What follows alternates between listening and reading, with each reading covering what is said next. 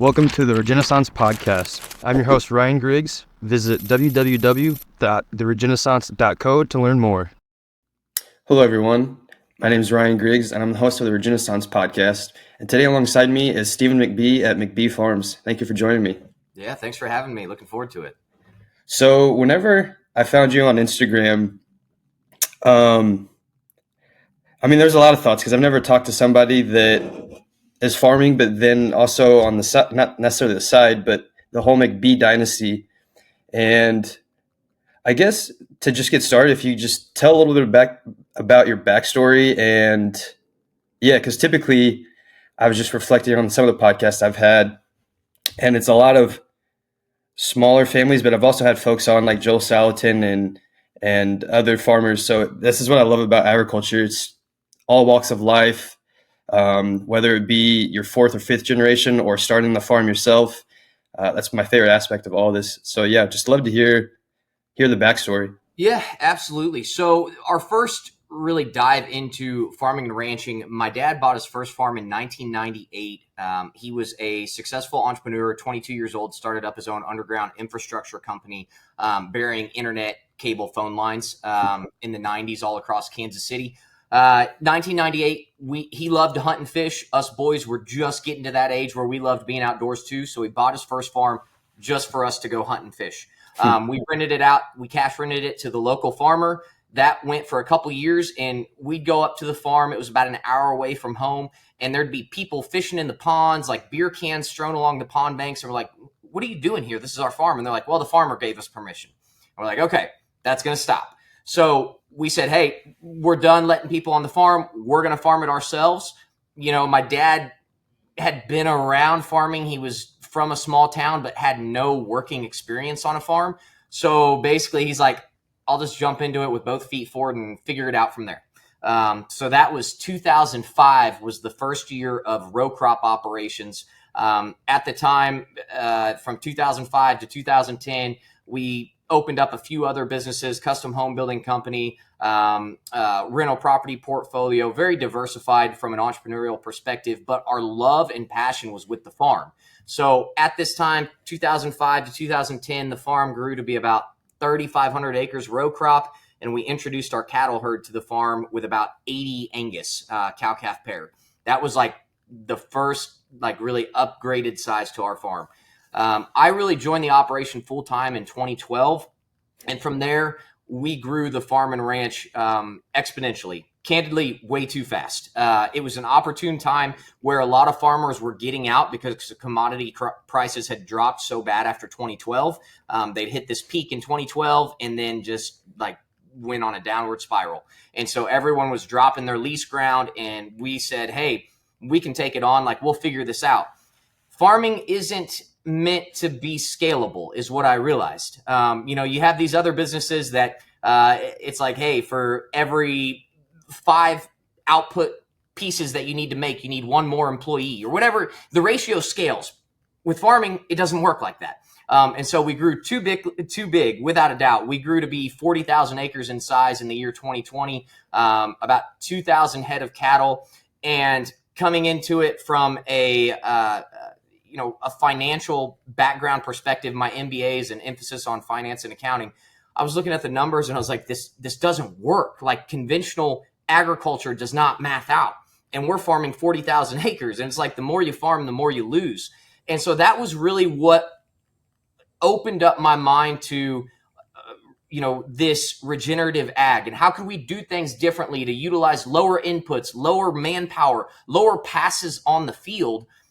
And that was kind of my first light bulb moment of, hey, we need to change what we're doing here. And fast forward now, 2024, we've shrunk the row crop operation by about 40%, 35 to 40%. So we're back down to about 28,000 acres. And then our cattle side, we've introduced a bison herd, and we're about 50 to 60% regenerative right now.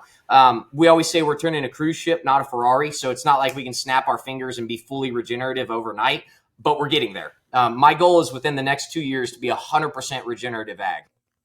This is another reason why I love just talking about all this as a whole too, because for the longest time in America, we've been farming conventionally, and now there's been a huge, I guess, shift, especially with the term of regenerative agriculture, and especially with social media in the last few years, and then even more so after the pandemic, and people woke up to what's happened to food and health, etc.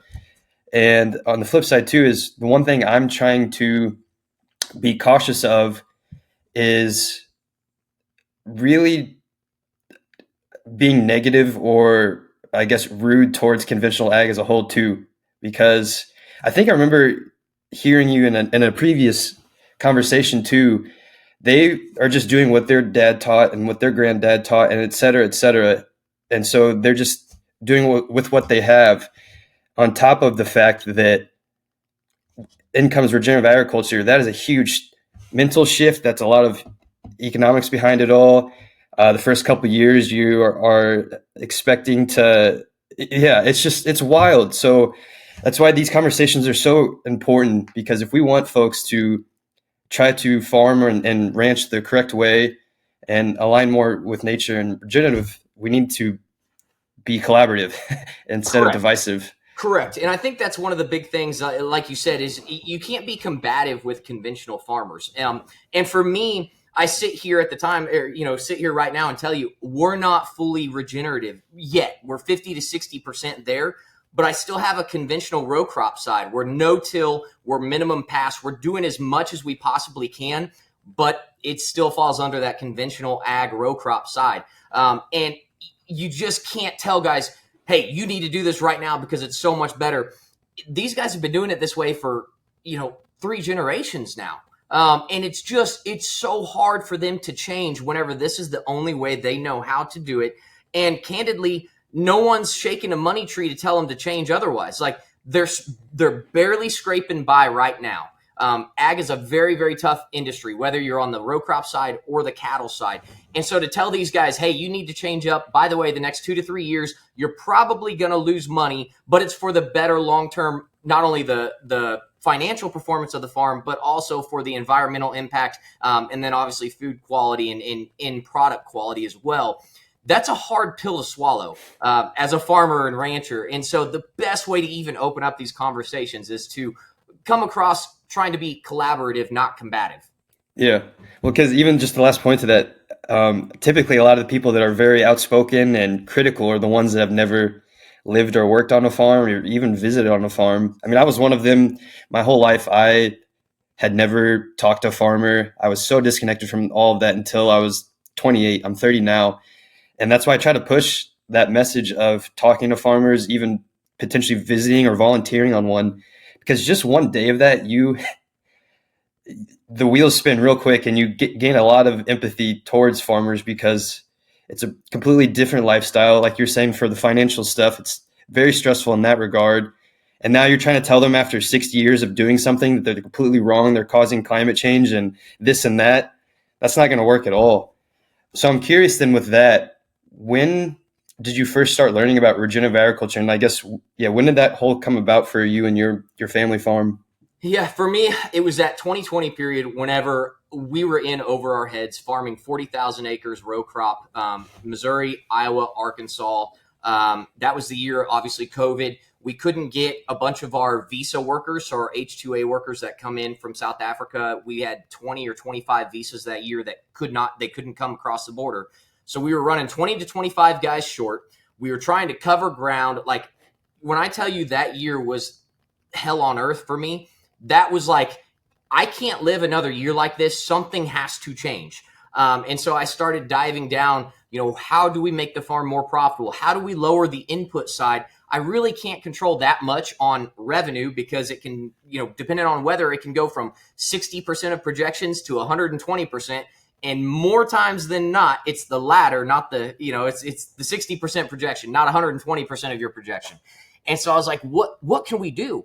And that was where I first started learning about White Oak Pastures and what they were doing down there in Bluffton, Georgia with regenerative ag, and seeing how Will has changed his entire farming operation to go regenerative from a conventional row crop and conventional cattle raising operation, and just seeing what he's been able to do with that. And it was a light bulb moment for me. It was like, hey, we think we're so smart, but what we've found out is as technology has advanced, as all of these practices have been brought to light, what we're finding out is that nature had it all right 200, 300 years ago until we came in and interrupted the entire ecosystem. So we think we're so smart because we have all these new age ideas like, all the regenerative practices really are just going back to what nature did 200 and 300 years ago. Absolutely agree. Then I guess, so once you started learning about that, I guess just how did you continue on and start actually trying to implement that? First off, on the row crop side, so it's like we have two divisions. We have row crop, cattle side, and I think of them differently. Row crop side, we went to no-till whatsoever, and then we went to minimal pass on everything we're doing. So back in the day, we were a 3 to 4 sprayer pass system. Now we're down to two passes, and then no tillage whatsoever on the farm. All cover crop, 100% cover crop. And then we also background all of our fields with cattle throughout the winter to get that decomposition, the breakdown process of the cover crops. So the row crop side was really where I first started. And then as far as converting the cattle to AMP grazing, that just started about 1.5 to 2 years ago is when we first started a few of the farms into AMP grazing. And that was a learning lesson in and of itself. The AMP grazing, when you write it out on paper, for me, I sit in the office most of the time. I'll be honest. I sit in the office and do a lot of the paperwork, financial planning, whatnot. I write it out on paper. I'm like, oh, AMP grazing, like it's going to be so seamless and perfect. We have all these timers to release the gates to let the cattle into the next paddock. It'll be seamless. Well, then you go out there in the real world and they're busting through your poly wire. They're busting all over the place. Like it's a process to get these cattle trained on what they're doing. And so it's been, like I said, we're turning a cruise ship, not a Ferrari. From personal experience working on a farm, it's so true with rotating cattle, because you never know what's going to happen and you got to think on your feet and go immediately. I'm curious, and with that, if you have any examples of just any stories to share since implementing the AMP grazing. Yeah, absolutely. Good or bad. I have some good ones and a few bad ones, some nightmare scenarios with AMP grazing. I think a bad one would be good just because, again, going back to how much work and quick thinking with agriculture is as a whole. That was the biggest thing I learned when working on a farm, because there's this huge, trying to think of the word, just like the whole hick, uneducated. That's what a lot of people associate agriculture as, but that just could not be further from the truth. These folks that I worked with were so smart and quick thinking. And I just remember one time having to move pigs and they were just guiding us and knew immediately what to do. And it worked every single time. Had I tried to do something, I probably would have caused so much damage to the farm just because so just hearing those stories too. I want to help showcase just what can happen on a farm. Yeah. There was one story, and I've told this several times because it's hilarious, and it ended up working out fine. But we have there's a private lake by one of our farms up here in Gallatin. It's called Lake Viking. It's a 900-acre lake that a lot of people enjoy for recreation. And we have a farm that butts up to the north side of it. And we first started rotational grazing and really implementing these processes, like I said, about 2 years ago. And this was about 1.5 years ago, right in the middle of summer. We were down in Kansas City. I think we were down at like an early dinner meeting. And we're messing around. We're on Facebook, and we're part of like this Gallatin, Missouri. It's like a community page, right? And someone had posted pictures of about 25 head of cattle swimming in the cove of Lake Viking with like all these boats, parked together in Party Cove. And you have these cows out here in the middle of the cove just swimming. Like all you see are their heads. And we were laughing. We're like, man, that sucks. And then I started looking a little closer, and they had ear tags on them. And I'm like, oh, shit. You zoom in a little more. Yeah, those are our cattle. Yeah, they had broken through the poly wire. So that dinner trip down to Kansas City ended early. We had to drive back north. And thankfully, by the time we got out of there or got up to the farm, they were at least out of the lake, and we were able to get them back into our pastures. But that was one story of breaking through the fencing that was not fun. But everyone out there was making fun of us. We were made fun of for a few weeks here around Lake Viking. But Yeah, that was one of the funnier stories. I mean, the good things that have happened. I mean, backgrounding our cattle on our row crop operation. So planting the cover crops as soon as we harvest our corn, soybeans. Sometimes we'll even fly it on while the crops are still standing. And then we'll put those cattle in there mid-November and feed them through the winter on those cover crops. We took a farm that we had never grown over 28 bushel soybeans on. Literally, if you looked at this farm 3 and 4 years ago, the entire hillside looked like red clay. I mean, it was barren. It was hard to even grow a weed on this farm. And this past year, we pushed 56 bushel soybean average across the entire thing. It was one of the best stands of soybeans we had on any of our acres. And it just looked beautiful. And it's a consistent stand of cover crop. We're at 7 years of cover cropping that farm. And we've been backgrounding cattle on it for 4 years now in a row. And it's just amazing how quickly you can convert a farm over and how much you can improve the soil in a very short order whenever you start going to the regenerative methods. I definitely agree. Going to the crop side too, because I've actually never, in terms of like the sprays, because you mentioned you had it at 3 to 4 and then reduced it to 2. For the listeners that, because I know a lot of them have probably never heard about these systems, if you could just shed light on what that process is like. Yeah. So with spraying on a conventional row crop operation, you have pass 1, which is your burn down. It's basically you're putting glyphosate on the field to kill all the weeds off to be able to plant your fields. And then you have your post spray, which is like 30 days after you get done planting. The crops are 6 to 8 inches. You spray glyphosate or a mix of a residual again. It's called your blanket layer to keep weeds from growing up in your crops.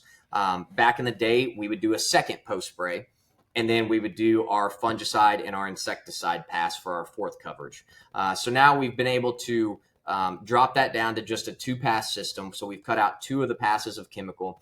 And it's hard because I sit here and I talk about our conventional row crop operation, knowing how bad the chemical distribution is for the microbial activity and the good bug activity we have on our fields.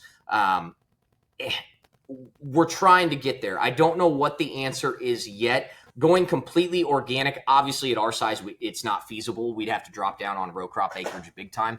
But I'd love for there to be a way where we could even limit the chemical distribution more so. Because knowing from our cattle side how good the good microbials are, the good bugs in your field are, the bird activity that it brings that really help build up your soils and build up your plant activity in your fields and the variety of plants in your fields. It's hypocritical to say that we're destroying all of that on the row crop side, which we are whenever we spray. Thank you for being candid on that, because that's why I'm trying to not make it to where it's the whole guilt side, because I'm sick and tired of the whole social media and just people in general doing that as a whole. Because like I was mentioning previously, that's not going to get us anywhere. That's only going to further divide rather than bring us together on something that's so critical. Because at the end of the day, we've been able to advance so far as society because of our food. And it's also another interesting thing too, because you've mentioned in another podcast just how technologically advanced the equipment and systems have been for agriculture. But at the end of the day, the food is still should be the same. I should say, compared to 100 years ago, the quality of the food is not as nutrient dense, but that's because of the conventional methods that we've had for so long. I'm trying to remember what I was going to say with the sprays too. Oh yeah. So with the sprays, I'm curious with the companies, do they try to do just crazy upsells and selling all kinds of other things too? Oh, it's so bad. The amount of walk-in sales appointments that people try to do here at our farm office is insane. Like I've literally got our front office manager just telling everyone, if I'm in the office, I'm not here. Any salesmen that walk in the door, I'm not talking to them, because they will literally try to sell you anything and everything under the sun as far as chemical goes, as far as any sort of man-made fertilizers or synthetic fertilizers go. It would be, there is nothing like the ag industry when it comes to snake oil salesmen. That I am assured of, without a doubt.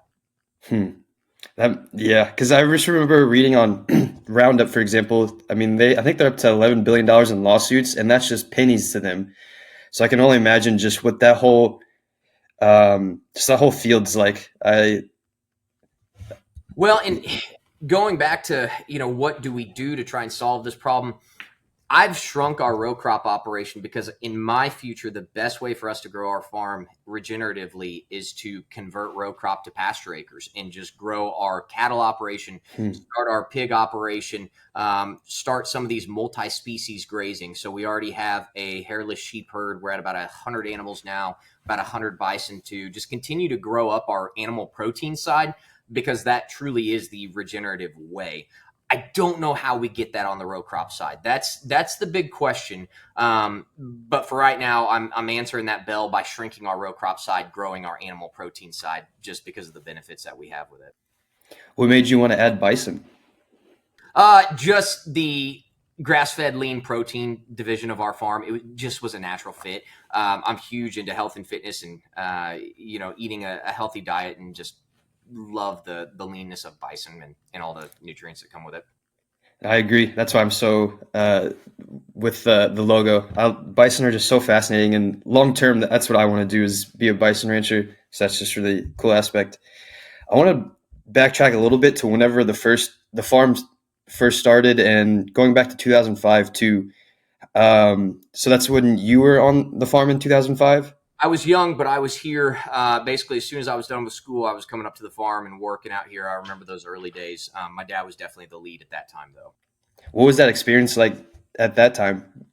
Oh, man, we were being a first-generation farmer. We knew nothing. So we were asking anyone and everyone questions about, hey, what do we do? What's the best system to follow? What are the best processes to follow? And what we found was that a lot of guys were like, hey, my granddaddy's always done it this way. My daddy did it this way. So we're doing it this way. And that's just the way it's always going to be.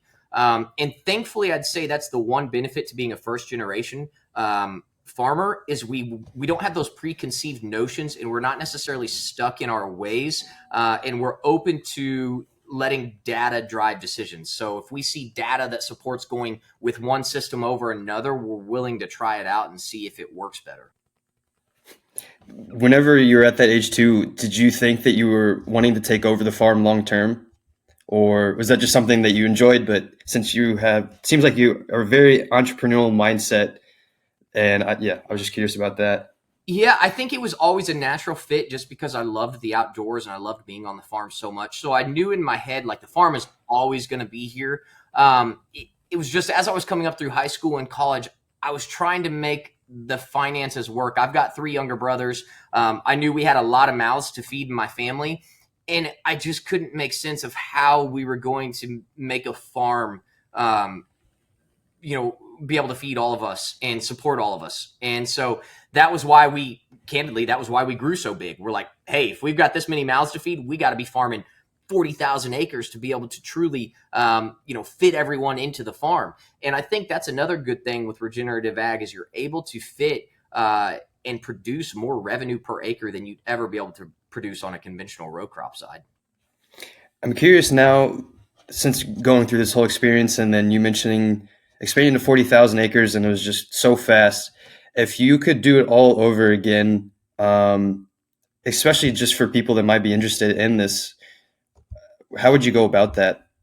I would become a master of one specific segment of farming. So if I was to do it all over again, I would focus solely on cattle, and I would focus on regenerative methods, of course. But I would just continue to grow my area of expertise in cattle ranching, and then building it up by there. My dad and I are both very entrepreneurial spirited, which means everything looks like an opportunity to us. And we just want to take it all on and we want to set the world on fire. And I don't want to talk people into not being aggressive or not wanting to make a difference, but sometimes the biggest difference you can make is by starting slow and learning all you can about a very specific niche before you ever expand out. Especially with that, I'm trying to even visualize 40,000 acres. It was a mess. Because the one I worked on was about 300, and that was huge in itself. Yeah, 40,000 acre year, that added like 10 years to my age without a doubt. So with that, I guess this is a very, broad question then. With the 40,000 acres, how do you manage all of that? So we have a really solid team. We've got anywhere from 45 to 65 guys, depending on time of year. Spring and harvest, of course, we have more guys. But we have a great team. I feel really, really solid about our COO, especially Jesse Stretch has been a godsend for us. That man alone has taken off so much of my workload. And then we all have specific complementary skill sets. So whereas I'm better on the finance, into marketing and sales side, my brother Cole is an in the field cattle manager. So he handles our cattle operation. My brother Jesse is better at running a soybean planting crew. So it's like we all have these little niche segments within our own operation that we kind of specialize in. I like that. And then, I mean, that's crucial for something so big, especially trying to maintain it, but then also as this whole regenerative model, that's just a massive undertaking. And I'm curious too, have you been able to talk with other regenerative farmers to get their input? I talk on Instagram to a few, Will Harris being one of my biggest. I mean, become pretty good friends over social media with them, and just I'm always asking them questions, just trying to see like how are you guys doing things. And I think one of the big notes that I'm understanding, and again I'm doing it slowly. We can't drop everything all at once, but understanding that we're going to have some trade-offs as far as decreasing our row crop acreage, maybe even decreasing our cattle herd size for a bit if we truly want to go to this regenerative ranching model 100%. But then we can build back up once the systems are in place and once we feel good about them. But it's almost taking one step backwards to take 2 steps forward in the very near future. I guess that's my next question too, is how are you managing, I guess your set goes with how good of a team, because then I've also noticed from the site that you've just opened up, is it a meat packing? Because you're trying to fully vertically integrate. I guess could you just talk about the whole actually cycle of just vertically integrating? Because a lot of people, again, we're so disconnected from our food. We go to the grocery store, expect it to be fully stocked, or now we go to the farmer's market, but then you're just getting it directly. There's just so much that goes into all of this. If you could just talk about that process, that'd be great. Yeah, I had my dad and I sat down, and this would have been 2024. So this would have been about 12 to 14 years ago, back when I was in high school. And we said, hey, if we had to end vision of what our farm would look like, what would that be? And it'd be that we grow the crops and the animals on our farm are born and raised here. They then feed on our crops or our pasture ground. And then we take them through our own slaughterhouse meat packing facility, package them up as end products and send them out. To truly say that we are a vertically integrated farming and ranching operation. We control every single aspect of the supply chain, so we know down to the field level what happened to that cow, pig, bison, sheep, whatever it may be, what happened to that animal as it was raised, as it was fed, and as it was finished out. And looking back, I'd say in 2020, we thought that was still about 10 years away, so that was going to be like a 2030 goal. And then last year, we had the opportunity to take over a failing meat packing plant that was only 45 minutes from our main farm. And it just was such a good opportunity. It sort of fell into our lap. We weren't ready for it, honestly, at all. And we just, again, like true entrepreneurs, we just jumped in with both feet forward and said, we'll figure it out. And we're still in that phase. We're still trying to figure it out, but we're a heck of a lot further along than we were this time last year. Are there, in terms of working with the USDA, and I guess if you could talk more on what that process is like, is working with just the government institutions that you have to for such a thing? Yeah, it's it is frustrating, to say the least. Some of the hypocrisies that come from the government regulations, where they are overlooked or just not even adhered to by major meat packing plants, but then down to the smallest of small meat packing plants that are family owned, the most strictest adherence to every single rule and regulation, even when it doesn't make sense. It's unbelievable, and it's so frustrating. And I try not to get too negative or pessimistic about it on social media, because I do have, USDA regulators that follow my page, or, and a lot of the ones that I work with on our site are great.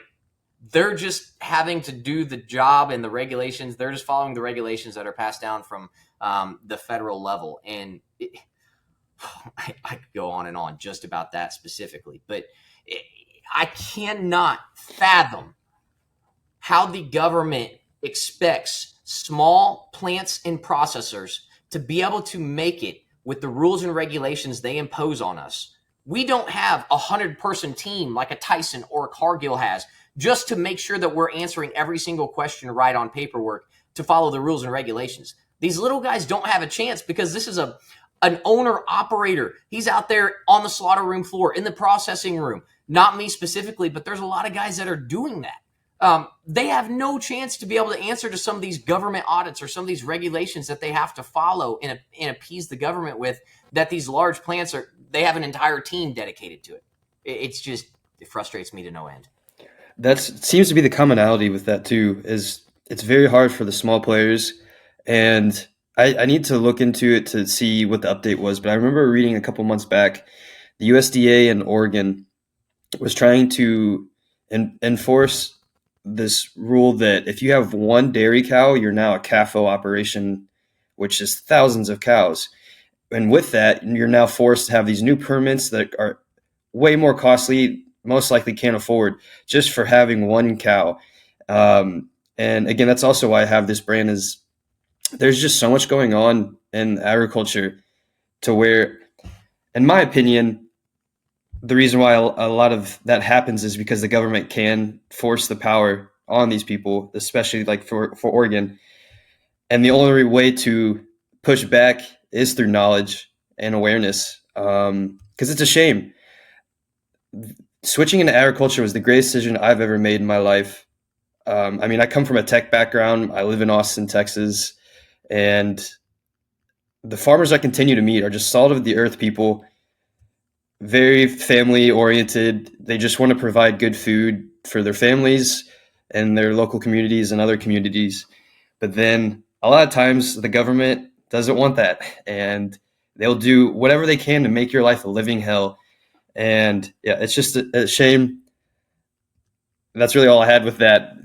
But that's all I can say too. Like I said, I try not, and I do. Some days I get down and I, get all pissed off and, let it spill a little bit on social media, but I try my best not to, because I understand, like, you're working with people, and these government regulators that are on site, they are just people, and they're just trying to follow the regulations that they're being handed down.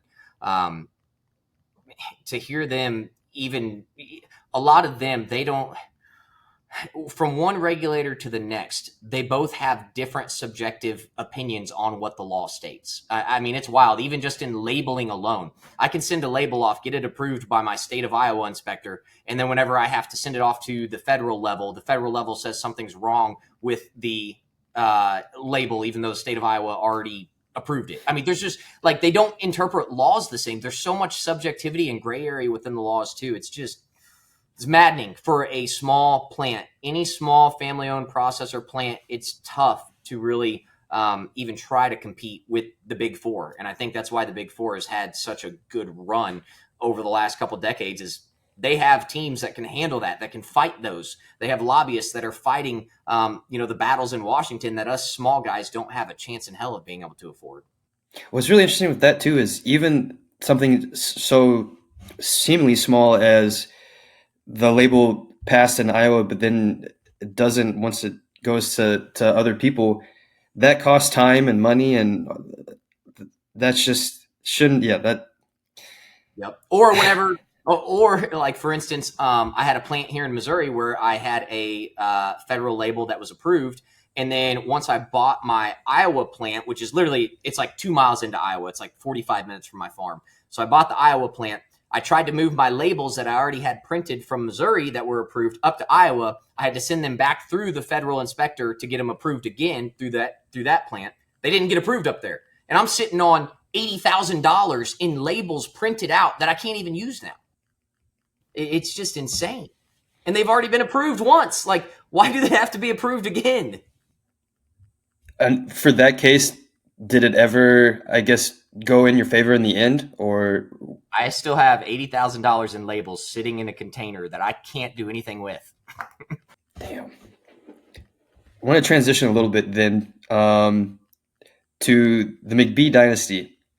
If you can just talk more on that too. How did such a thing even come about?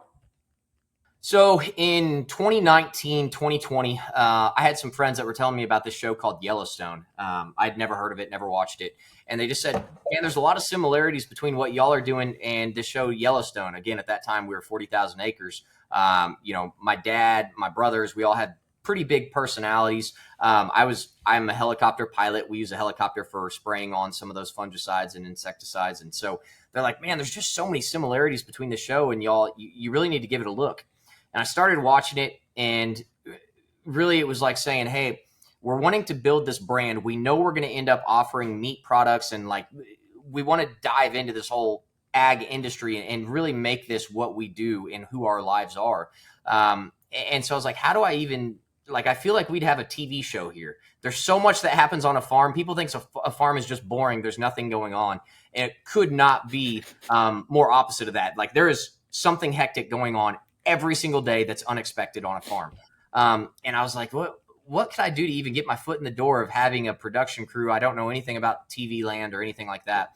And about that time, I had an Instagram message from a casting director of a reality dating show who said they were doing a show about people that were more focused on their careers than they were at finding love. And I was like, okay, that sounds interesting. And I was like, I wonder if I could get them out here to the farm if they do hometown visits, like if they'd want to see the farm and meet my family and everything.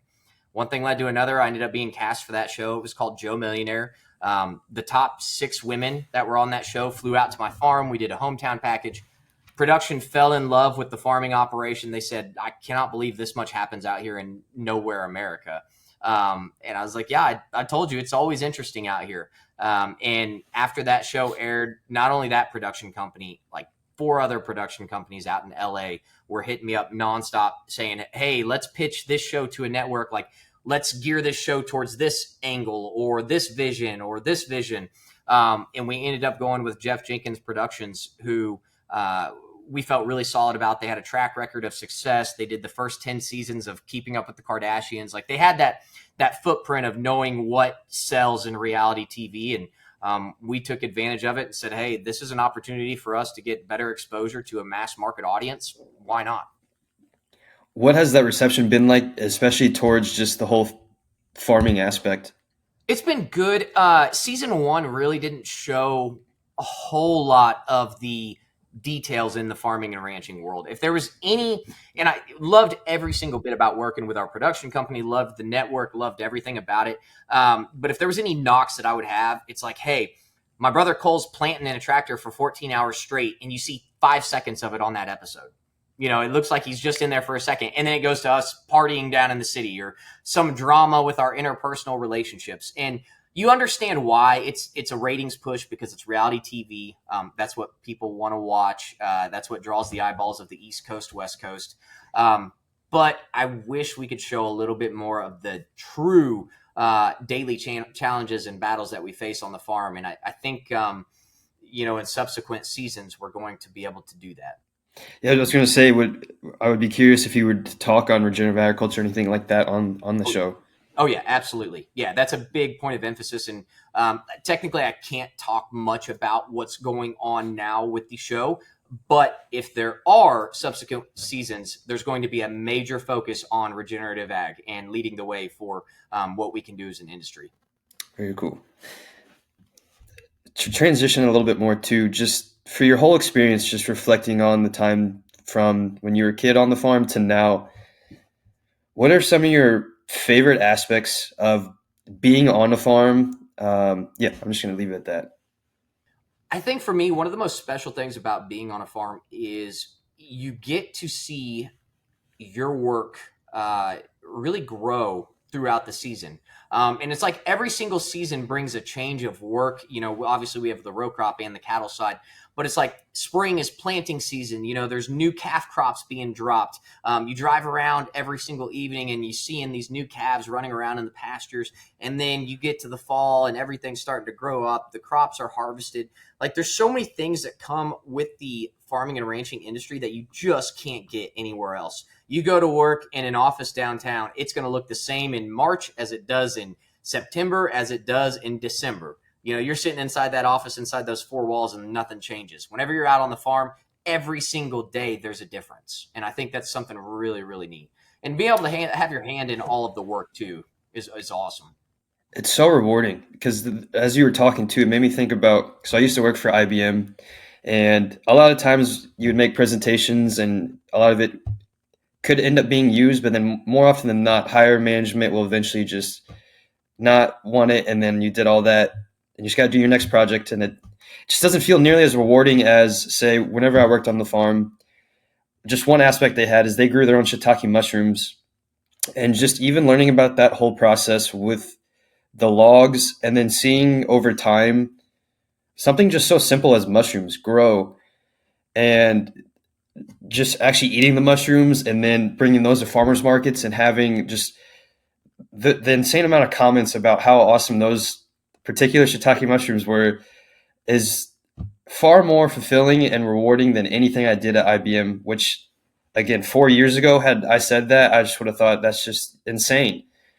Yeah, it's wild. I mean, last night, we went out to the garden and picked zucchini and cucumbers that we ended up eating for dinner along with some of our beef. And it's like, my girlfriend Kala, who's from Dallas, Texas, big city, Texas, whenever we were walking through the garden, I mean, just her mind is blown. And for us now, it's not as special. We walked through the garden like that was what we expected to see there.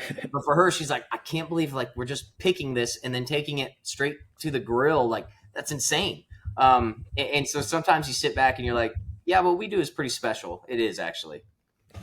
And in the food, just the taste is so much better than going to a store. That was another thing that I realized just how much I've been missing on my whole life was, even though I went to quote unquote good grocery stores, it tasted nothing like having farm fresh food just out back. I think it's, I couldn't put my finger on it, and I'm sure there's some data to back it up. But I would say whenever you're going to a grocery store and you're getting these mass produced, whether it be vegetables or even meats, just the sole focus being on pure volume production, the actual nutrient density of each and every one of those is just going to drop. And so I think that farm fresh, there's just something about it. I don't think it's a placebo effect. I think there's something truly to it. No, there is. I mean, there's a lot to it because you think about one, you could just have a package of ground beef. There's a lot of research behind how they found insane amount of DNA in the packaged beef. So it's just so many different cows. You have no idea where it's from. We import an insane amount of beef, which is so dumb. Why are we importing so much beef to eat whenever we have such amazing farmland here? I'm in Texas too, known for the cattle. So that never makes sense. We're eating out of season produce, again, from somewhere around the world that was probably grown and picked a month, 2 or 3 months before you even get it. You have all these preservatives and sprays and all kinds of other things to make it look nice. Because we go into the grocery store and we expect it to be fully stocked, but also all the produce to look the same. And that was another mind-turning shift when I worked on the farm, was the tomatoes on that farm were so different, but so much more fresh, actually had good taste. But then going back to the nutrient density, there's a lot of science behind that too. I don't know off the top of my head, but if you just Google an orange content, the nutrients of an orange in 1900 compared to now is completely different because of, again, the conventional practices and depleting the soil over time, which is why a lot of folks are actually magnesium deficient because of just the soil is just not the quality it used to be. Well, most farmers, literally all they think about when it comes to fertilizer is NPK, nitrogen, phosphorus, potassium. And that's all they're putting down. You might have some micros, but I mean, a lot of conventional farmers, those are the 3 fertilizers they care about. So what about all these other micros that have just been stripped over 80 years of conventional row crop operation that are just non-existent anymore. Can you talk a little bit more on why there's just heavy emphasis on NPK, and I guess just explaining that too? Yeah, not to dive too deep into conspiracy theory because this is true, but after World War II, we had bomb-making plants, nitrogen ammonium sulfate being one of the biggest raw inputs into making the bombs that we were making at the time. And so we had all these plants, all of this nitrogen sitting around that we had built up for wars, and we didn't know what to do with it. And scientists figured out that it could be utilized to improve crop yield. And so all of a sudden, that's when you have to use fertilizer became like the big push. And it, without a doubt, improved the yield. But to the extent that we use it nowadays, I mean, a farmer will go out to a field with a fertilizer salesman, and a fertilizer salesman, it doesn't matter what's wrong with that plant, he's going to tell you it needs more NPK. Like, that's it. That's their broad spectrum of diagnosing plant health is, yeah, I think you need more fertilizer. Do you have an example of just from your experiences to where there's too much sprays and you just notice just the consequences from the crop's perspective? Oh, yeah, absolutely. Yeah, you can definitely damage crops' perspective from spraying it too heavy or spraying it with too much of a potency or anything like that, but also over-fertilizing. There are a lot of issues that come with over-fertilizing and not utilizing the right timing and right type of fertilizer. We've gone mostly away from all anhydrous just because of the detriment to the microbiology in the soil. So we use all liquid nitrogen that's planer applied, and then we spread on some dry urea during the season. But as far as anhydrous goes, man, anhydrous is just so bad because of the temperature that it goes into the ground. It just destroys everything in that soil. You deplete the microbiology by using anhydrous more so than anything else. And that's just one specific fertilizer. There are so many detriments to what you're doing to the microbiology. You don't even understand or comprehend until you really dive deep into the soil health. With that, is the temperature just super hot whenever it goes into the soil? Cold as all get out, actually. Oh, cold. Okay.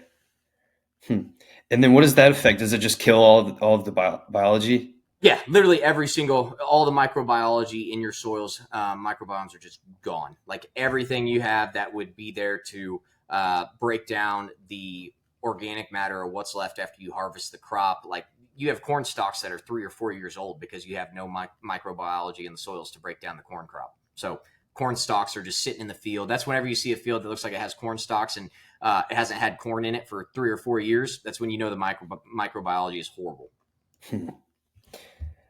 I guess just the last topic I have then is just talking about the seasons with your crops too, in terms of just the whole planting and harvesting life cycle. If you could just talk more on what does that even look like, especially for the scale that you're at? Yeah, so during planting season, doing the acreage that we do now, we'll roll out with 12 soybean drills and 4 corn planters. So we'll have 16 pieces of equipment in the field during the spring, and we plant it all really in about a month and a half period from mid-April through the end of May. Planting season is a madhouse rush like no other because we only have one time of the year to collect revenue on the farm. Like if we don't get that crop in and on time, our revenue for the entire year is done for. There's nothing we can do to make up that revenue. And so that's why it's so scary as a farmer to change, is because you get one shot at it every single year. And so for someone to say, hey, you need to be using this different fertilizer, you should try this new technique, you should try no-till, they're thinking, if I screw this up, I'm done for the entire year from a revenue perspective. And that's one of the big issues with trying to get a farmer to change from a row crop perspective. And then, so we go through planting season, harvest season, we run 13 combines in the field any given time. We keep most of our row crop storage on site, and then we sell it down to Kansas City. It's all commercial commodity row crop, so we don't do any specialty foods or anything. Generally, it gets shipped on a rail either down to Mexico or to a port that then takes it overseas for ethanol production, is most of the time what's happening with all of our commodity crops. So that's another reason why and you can probably tell through this interview, I don't love the row crop operation. It just doesn't have the same feeling that the animal protein side does. And that's why I want to focus our efforts on the animal protein side, shrink the row crop up. I'm sure we'll always have a bit of row crop, but I want to focus specifically on the animal protein side and moving to 100% regenerative ag. You brought up just a great point on you've got the one shot, and as the farmer, if that doesn't go, how can you make that up? Because it also, again, just makes me reflect my time at and tech and IBM, that I'm salaried, and if I mess something up, yeah, it's not great, but I have another shot to really help because it's not weather dependent, it's not seasonal, it's just far different, and so it's very hard for folks to conceptualize that and see and how it feels, just the consequences of all that. It's very stressful. Which is also, I had a previous podcast. He was talking about the suicide rate for farmers is higher than veterinarian or veterans. And whenever I heard that, I mean, it took me aback at first, but then once I started really thinking about it, it makes sense. You're very isolated. I mean, when you just, again, going back to 40,000 acres, but very isolated, very weather dependent. If you're on the conventional side, you're now being told you're evil, essentially. You're being hunted down by the government through audits, regulations, new rules every single year. PETA, all the whole veganism too, the whole plant-based, all of that. There's just so much stress and all, and then the financial side of everything. If again you have a bad season, it could completely shut down your operation after all of that hard work. And again, all you just wanted to do was just provide food and that for your community and your family. It's just, it's just sad, but again, it also gives me hope that there's so many more people waking up to everything that's happening. On Instagram specifically, it's mind-boggling, just the conversations that are starting to happen, even just from friends that I've talked to, or friends that I haven't even talked to, but they've seen my transformation to agriculture and they're doing it too. It gives me a lot of hope at the same time. It does. And that is one goal that we have with the reality show. And we're doing it by way of a drama-filled reality show. But hey, the first step in addressing a problem is you have to bring awareness to the problem. People have to know that there's a problem. And so if we're bringing more eyeballs on the ag industry through our reality TV show, that's a success for us. I'm okay with catching some of the hate for being on a reality show that's full of drama. If we bring, people from the West Coast, East Coast, understanding what's taking place in ag, the challenges that we're facing in ag, and understanding that ag is a top 5 mental health crisis situation, I think people will really start to address the elephant in the room with it. Point for the combo as a whole. So I'm just going to re-ask, because you were talking about just the whole regenerative agriculture, and then with McBee Dynasty, and then trying to use that just as a way to help educate and raise awareness. Yeah, because we're very well aware of the fact that farming as a whole is one of the top 5 rates of suicide in all industries. You think about every industry in the world, farming is in the top 5, and it's like, man, how could we get here? But just like you said, when you're out on the farm, you are by yourself. You're very isolated. You're away from civilization for the most part. You have one opportunity to make your money, and the money is not great and hasn't been great really since the 80s. Farming has not been a great way to live conventionally. And so you think about a farmer going out there working 7 days a week, putting his life and soul, or her life and soul, on the line for the farm, and then to have a massive weather event, something completely out of their control, or the government do something that completely wrecks their revenue for the year. And you understand how that could all add up into having major mental health problems. And for us, one of the big goals with the show is saying, hey, if we can bring awareness to this problem and bring it more mainstream, because right now people don't understand it's a problem. It's not big enough. It's not at the forefront of their minds enough for a mass population to say, hey, something needs to take place in the farming and ranching industry to help out these people that are struggling mentally. If we can bring more people and bring more awareness to that problem, we'd consider that a success, even with some of the hate that we get for being on a drama-filled reality show. No, I absolutely agree with that. You mentioned that in terms of money and with farming, and it really hasn't been since the 80s. Why do you think that is? It's a commodity crop. You think about the things that are in your sphere of control with farming. You're very limited on what's in your control. Your biggest variable is Mother Nature. Absolutely no control over that whatsoever. Commodity price, zero control over what your corn or soybeans are worth. Really what even on the cattle side, it's very tough to predict what cattle market's going to be. It's basically going to the casino and just gambling, right? And so those are your two biggest factors, and they're completely out of your control. So all you can really control is the work that you put in. But again, all of that can be ruined by either your end price or a Mother Nature event. And now government's coming into the play and really affecting us with the rules, regulations, and all these audits that are coming in on small farmers that are so busy out in the field working, they don't have time to pander to the government and do things for the government full time. So it's just there's a lot of headwinds facing the ag industry right now as far as a conventional row crop operation goes. Well, thank you so much for joining, Stephen. This was great. I guess before we go, if there's anything else you'd like to add or anything you'd like to plug, this would be a good time.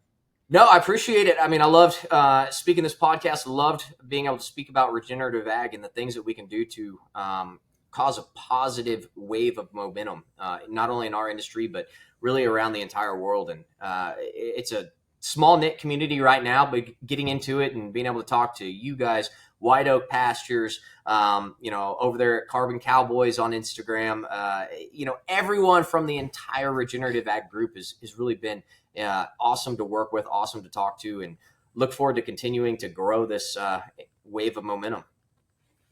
Thank you. Yeah, thank you very much, Ryan. Appreciate it. Visit www.theregenaissance.co to learn more.